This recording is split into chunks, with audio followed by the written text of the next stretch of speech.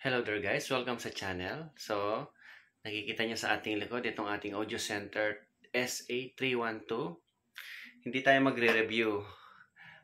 Bubuksan natin ngayon itong isang unit natin. Tatanggalin natin itong kanyang horn at i-check kung anong sira dahil nawawala yung kanyang high. Na-experience ko na itong ganitong sira last time. Hindi ko lang sure kung itong exact unit na rin na to ang nasiraan ng high. Few months ago. So, ang nangyari, dinala ko mismo sa service center, pinalitan yung voice coil ng bago na original. So, after noon na parang walang nangyari, ano pa rin siya, kumbaga tunog urig pa rin siya, walang nagbago sa kanyang tunog. So, itong pangalawang nangyari sa atin na nasiraan tayo ng high, kung maalala ko, ginamit namin ito sa isang PA setup, sa isang basketball court. Analog mixer ang ginamit ko, yung maliit kong Soundcraft na Notepad 8-channel. Tapos sa wired mic. So, nung sumunod na event namin, napansin ko hindi gumagana yung high niya. Sabi ko, kung hindi nasira ito dito, doon sa huling event namin sa may basketball court, na pinang-PA siya ng mga announcer at saka committee nung sports na yon sa isang school event. So, samahan niyo ako, check natin yung loob nito, buksan natin nung malaman natin kung same ba ng sira nung nakaraan na punit yung voice coil niya or naputol lang yung pigtail niya. So, meron siyang 9 na screw dito. Allen wrench ang, hindi ko alam kung anong sukat nito, pero maliit lang siya. So, natanggal ko ng iba, kanyang kahaba yung kanyang mga screw. Fine thread siya.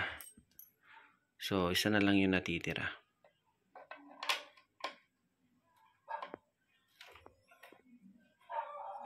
Maluwag lang yung mga screw niya. Hindi mo kailangan puwersahin.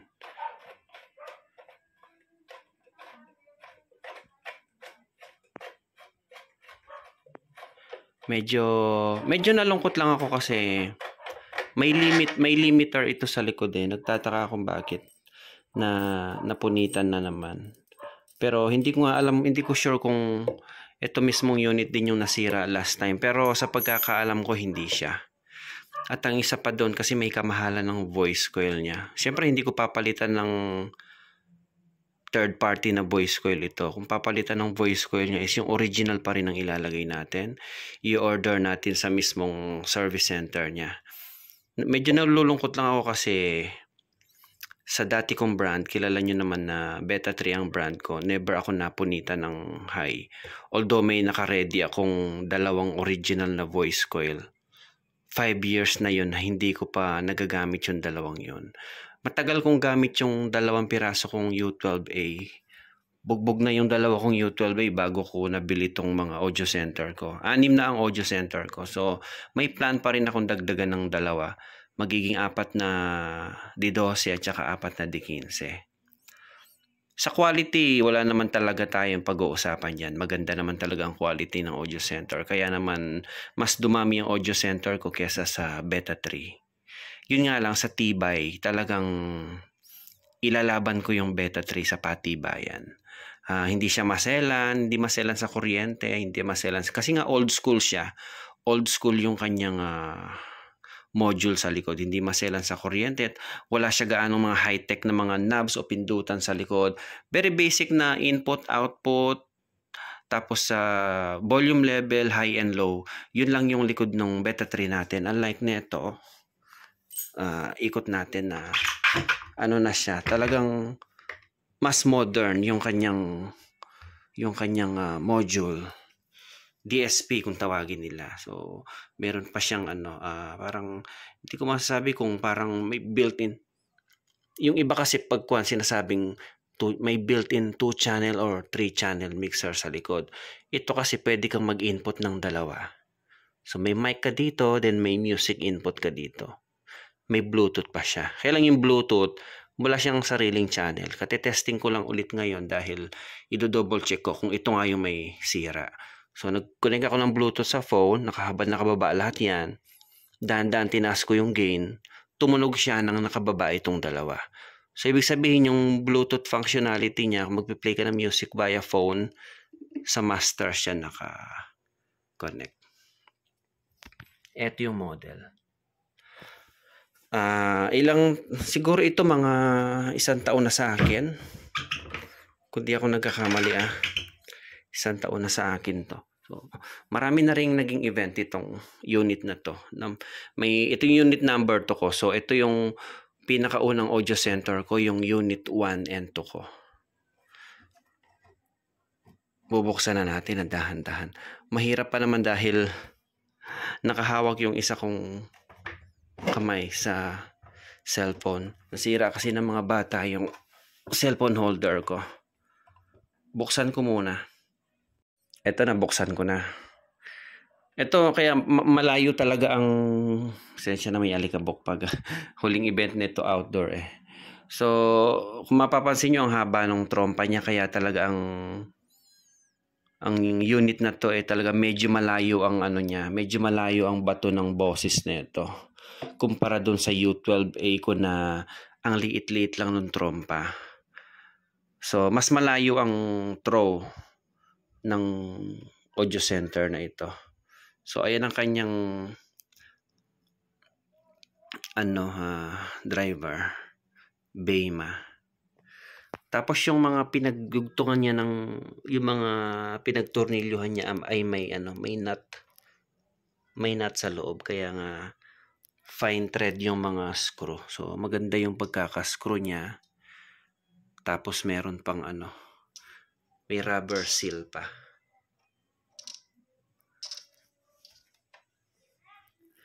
So tatanggalin ko lang muna itong wire niya para mabuksan natin. Ayun yung module sa likod. Malaki din yung magnet nung malaki din yung magnet ng woofer niya. Ayun. Bago ko kalasin, may napansin ako. May marker siya na plus nakalagay sa itim na wire. Dito may minus siya, nakalagay siya sa red na wire. Parang baligtad. I-try kong i-send ito dun sa kakilala natin sa service center. Ipa-verify natin kung ganito ba talaga siya.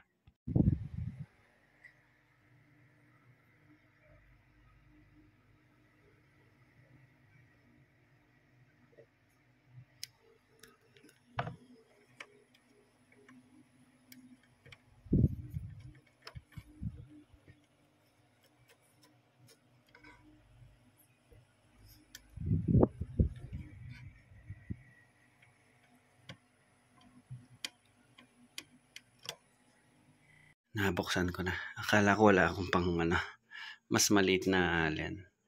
Mas maliit ito compare dito sa pinabukas ko sa horn. So, yun, meron siyang tatlong, pagka nakadapa sa pinan nyo, sa pinan nyo, para sa ganun, hindi magasgasan yung harap. So, sana ganun din yung mga ibang technician sa mga gawaan. Minsan, kaya mahirap pag nagpagawa na ipapadala mo lang sa mga gumagawa, baka pagbalik sa'yo puro gasgas na. So pagka ganyan, sapinan mo lang siya.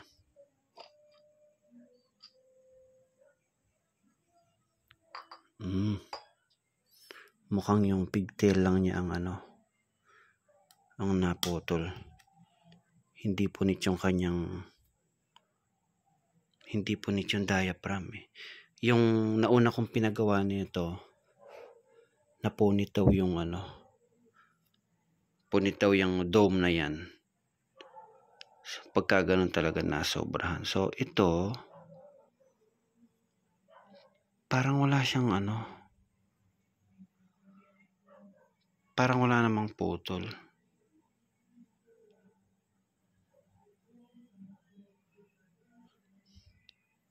Subukan kong i-tester kung yung connection dito buo pa rin.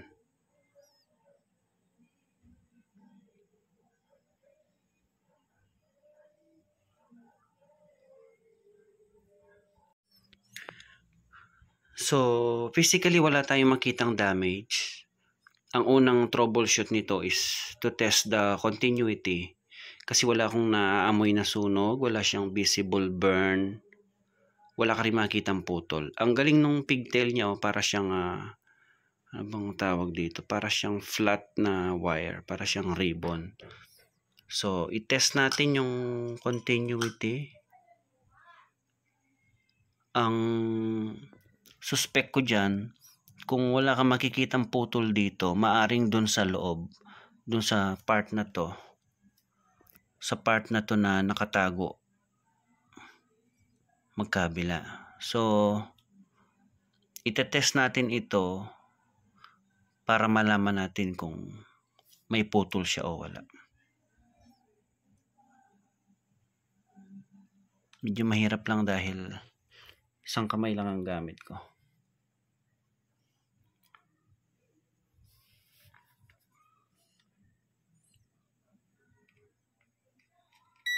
Ayun. Tumunog siya. Nadinig niyo ba?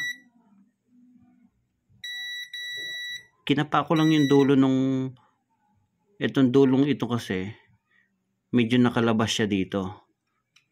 So kinapa ko lang yung dulo na medyo walang, parang may coating kasi yan eh. So at least na-confirm ko na wala siyang putol.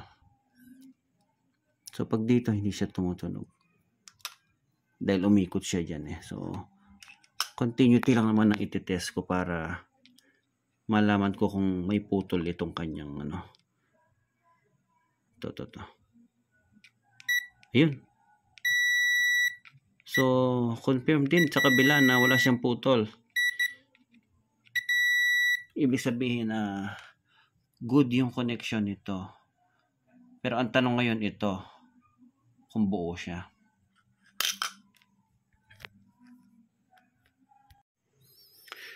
So binuksan ko yung isang D15 natin para mapagpalit ko ng pyesa, para matrace ko kung ano yung diferensya. So dun sa tester kanina, walang palo yung magkabilang terminal nito. So nakita nyo naman, tinester natin yung pigtail, buo pareho. Then nung dito na natin tinest, wala na siyang continuity, wala na rin palo, yung sa resistance niya walang palo. So next na tinest ko itong supply niya, pumalo sa tester. Ibig sabihin good ito. So para mas ma-check ko talaga actual, kinuha ko yung isa nating SA315. Kinuha ko yung niya. Itong high. At idinugtong ko dito. Gumana siya.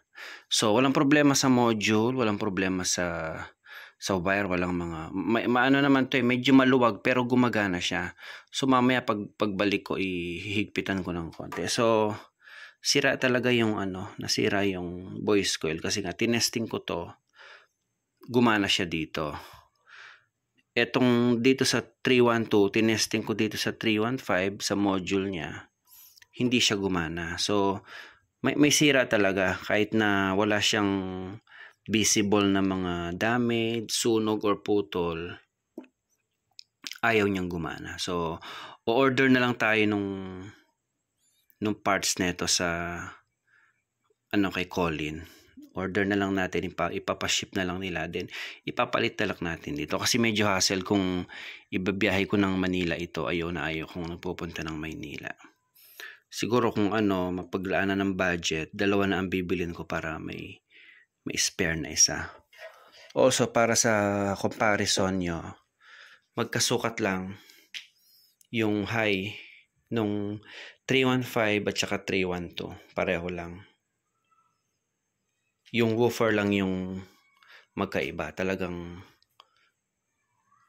magkaiba ng sukat dahil 12 tsaka 15 yan. Pero yun nga, ito yung horn magkaiba ng sukat pero yung pinaka driver niya pareho lang. Silipin natin yung loob. Ang pulido ng pagkakagawa ng loob. Ayan. May rubber seal din itong pinagdikitan ng horn. Tapos yung module niya, hindi mo makikita rito sa loob. May enclosure siya. Tapos yung heatsink nung pinaka module, makikita mo dyan sa likod. Ano din yan, tulong din itong, yung hangin, yung vibration na nagagawa ng woofer, tulong din para malesen yung init niyan. Kaya ganyan siguro ang design nila, in-expose nila yung heatsink dito. Although may fan yan, taas at baba, kaya nagsisirculate yung hangin niya. Tapos ano pa yun, may thermostat pa yun. Iikot lang yung fan niya pag talagang uminit na yung module. Yan yung pinaka woofer niya. Malaki ng magnet. Yung hindi ko alam kung anong tawag dito, itong pinaka basket niya, hindi siya ganun kakapal. So isa yun sa nagpagaan. I-compare natin kay Beta 3, yung ganito niya talagang makapal. Kaya comparable yung bigat ng audio center sa comparable yung bigat ng Beta 3 sa audio center. Mas manipis ang ginamit na plywood dito, kay Beta 3 mas makapal. Ayan, ganyan lang siya. Parang ano lang to, di media. 3/4 yung sa sa Sigma. Iba nitong sa niya, half. Media lang yung kapal ng pan. Pero okay, at solid pa rin kahit na half lang yung plywood na ginamit. Tsaka ang ganda nung muffling na ginamit. Yung sa Beta 3 nagbubuhaghag pagkakalaunan, pero ito foam as in sponge talaga yung ginamit. So yung sa 312 naman, ganun din, pareho siya. Ayan, ganyan itsura ng woofer niya.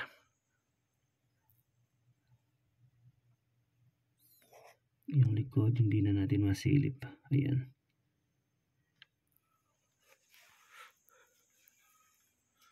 Okay, so ibabalik ko na muna to. Medyo curious lang ako dito kasi yung connection niya, yung pula nasa negative, yung itim nasa positive. So ito kasi tama yung connection pula nasa positive. So i-confirm ko dun sa isa nating SA312 kung ganun din ang connection niya, kung pinagbaligtad talaga. Pero yun nga, itong sa 315 tama naman. Yung mga nakapagbukas na ng ganito, paki-comment nyo naman sa comment section kung na-observe nyo to, kung pula sa positive or baligtad talaga siya. Kasi ako ngayon ko palang binuksan to Hindi ko lang talaga sure kung ito yung una kong ipinagawa na nasiraan din ng high. Hindi ko na matandaan kung siya din So, maaling nagka-baligtad or kung hindi man ito yung unit na pinagawa ko, talagang baligtad siya.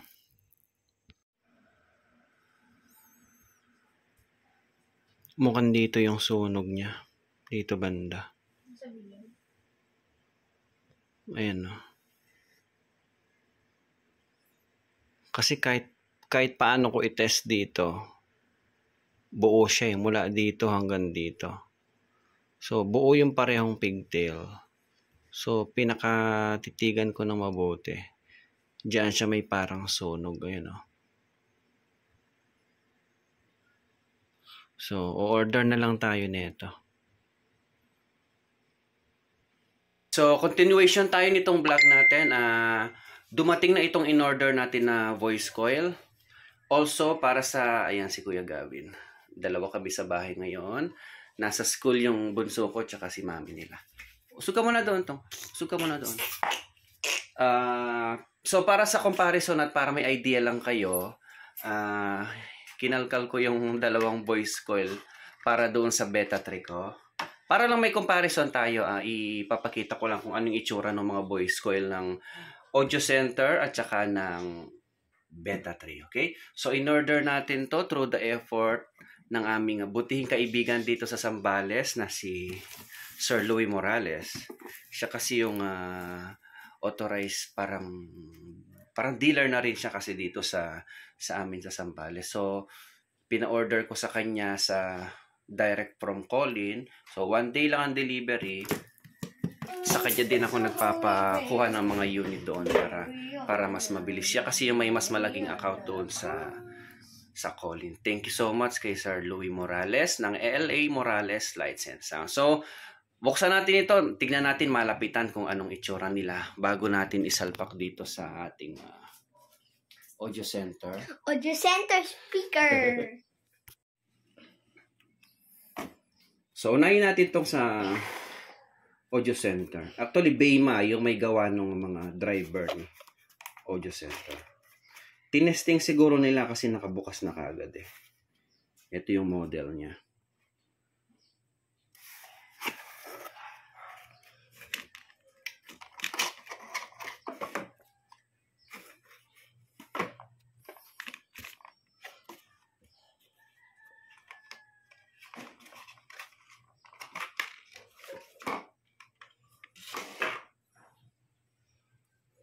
So, ganyan ang itsura niya. Lapit mo konti, kuya. Meron siyang letter R dito. May ibig sabihin nun. So, ito yung harapan. Yung may parang dome. Medyo clear siya. O, kita yung likod. Tapos may indicator yung positive. May kulay pula siya. So, tignan naman natin yung sa Beta 3. Ito nga pala, same sila nung sa Audio Center SA315, 312, at 310. Iisa lang daw ang size na ito. Ito naman, Beta 3 U15A at saka U12A, iisa lang daw ang size. I'm not sure sa U10A.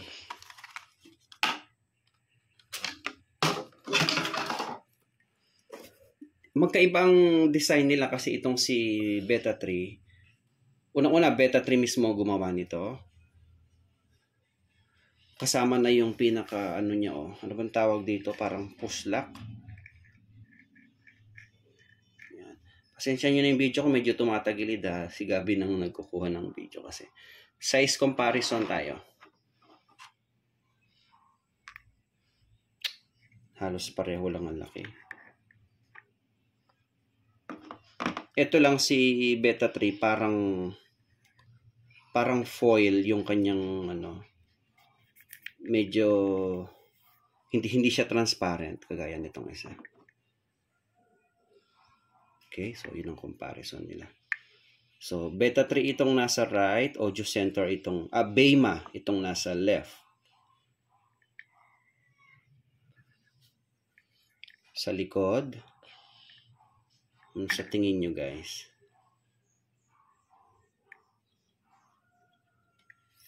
Sa wattage, I'm not sure sa wattage. Kasi doon sa, atras ka ng konti kuya. Konti-konti lang yan. Doon sa speaker mismo, kung titignan mo doon sa likod ng speaker mismo sa U12A, 100 plus 300 watts. So, rated as 100 watts yung kanyang high. Whereas dun sa Audio Center, hindi ko sure kung ilang watts itong sa high niya. Wala akong nakitang indication dito sa mga boxes nila kasi. Pero ito kasi sa Audio Center, yun yung naka-indicate, nakasulat. Visible siya dun sa likod talaga ng mismong speaker. Kita niyo yung difference. Halos magsinlaki lang. Oo, pareho lang. Pareho lang yung laki. So, sa power, ewan ko lang. Hindi tayo expert sa ganito, pero ang purpose nito ay magpapalit lang naman tayo ng voice coil at pinakita ko lang yung comparison since ang mga brand ko naman talaga is Beta 3 at Audio Center. Okay? So, sa physical looks, mas maganda itong sa sa Beta 3. Oh, ang ganda niyan tignan.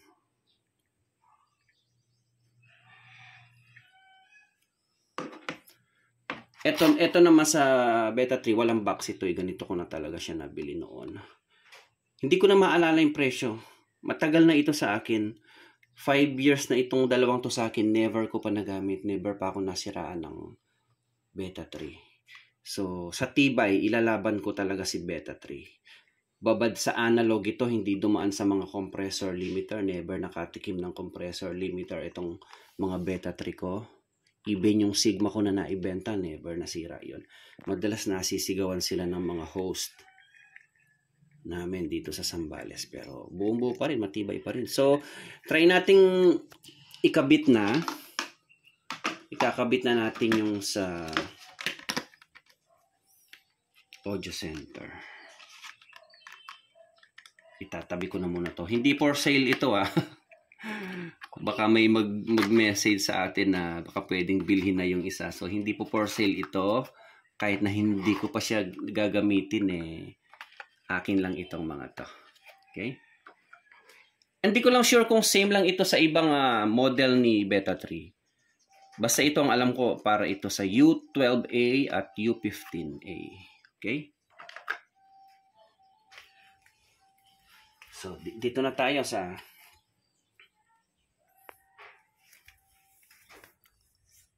audio center. Ilagay na natin.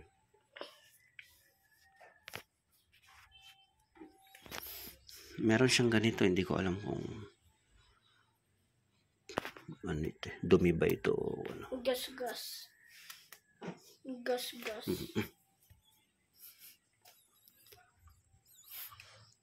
So, ang paglagay nito, dahan-dahan lang. Para hindi kumayod yung coil dito. So, ihipan ko muna, baka may mga debris na napunta dyan.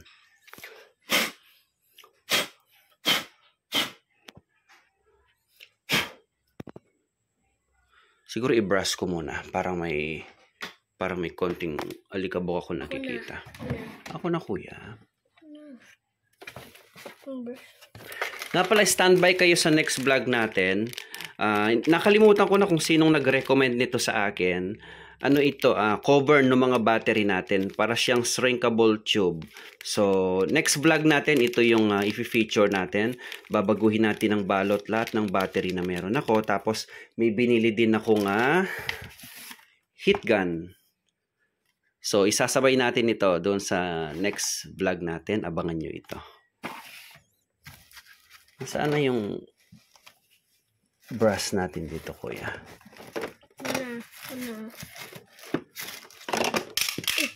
Lugot. Wala na yung brush ko dito. Sige, di bale. Kaya sa toolbox.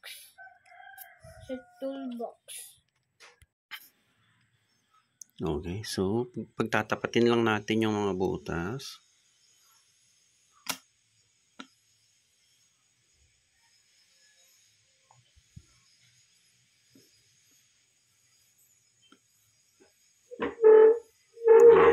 So, hindi na siya gumagalaw. Fit na fit siya, wala siyang galaw pagka nailagay niyo na siya. So, i-screw ko lang muna at ibabalik itong takip niya.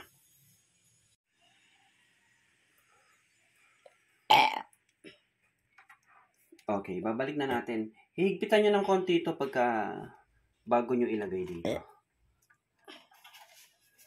Also, ang napansin ko lang dito sa audio center, nung buksan ko pa lang, ang unang-unang nakita ko na, usually dapat itong pula sa positive, itim sa negative. Dito sa cellphone ka tingin na para nakagitna siya. Diba? Kaya lang, nung buksan ko siya, ganito ang nakalagay. Ganyan. So, para ma-confirm ko, binuksan ko yung iba nating audio center na SA312, nakabaligtad talaga. So, for sure may purpose sila bakit ganun ang pagkakalagay. Pero, binuksan ko yung SA315, yung D15 ko na ganito, iba ang connection niya. Pula ay nasa pula. Itim ay nasa negative. So, Hindi tayo expert sa ganito eh. Paki-enlighten naman ako bakit ganun. So, pagka ganun eh, parang inverted face ang design niya. Ewan ko lang kung dahil ba nakabaligtad ang coil or paano. Paki-comment naman sa mga expert sa ganito. So, ngayon, ang pagkakabalik ko, kung paano ko siya kinuha, syempre, ganun natin siya ibabalik.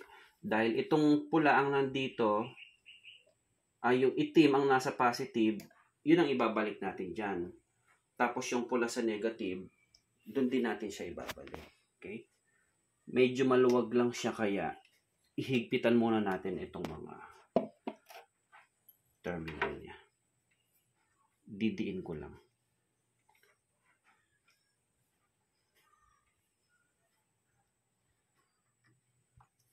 Dapat long nose eh para ano. Wala dito yung toolbox ko. Okay.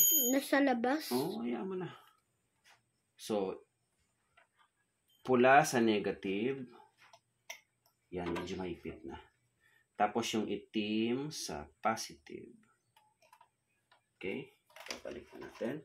Tapos huwag kakalimutang ibalik itong sa ano niya, LED indicator.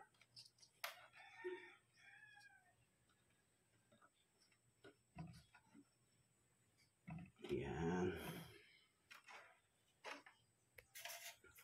Turn off ko na. Huwag mo. Paano natin babalik yung screw? Siyempre, ibabalik natin yan. Okay, ibabalik lang natin itong mga screw niya. Huwag niyo masyadong pakakahigpit. Baka mag-loose thread. Naikabit na. So, i-sound check natin. Sana hindi makapiright.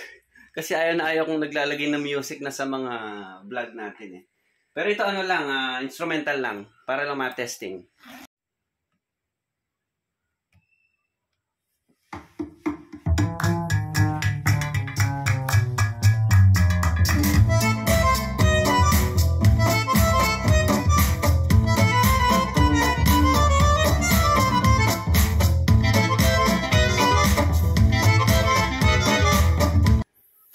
So gumana na, buhay na naman siya. Na 3,000 na 3,000 pesos tayo sa pag-repair nitong isang unit natin. 2.7 yung voice coil niya, 300 yung shipping. So imagine mo kung dadalhin mo pa sa repair shop ito o sa service center, mamamasay pa ako from Zambales to Manila, balikan. Or kung ipapaship ko siya, siyempre magkano din ang cost nun sa bus, dahil bus nga ang pinaka convenient at mabilis na pag-transpo natin ng mga ganito.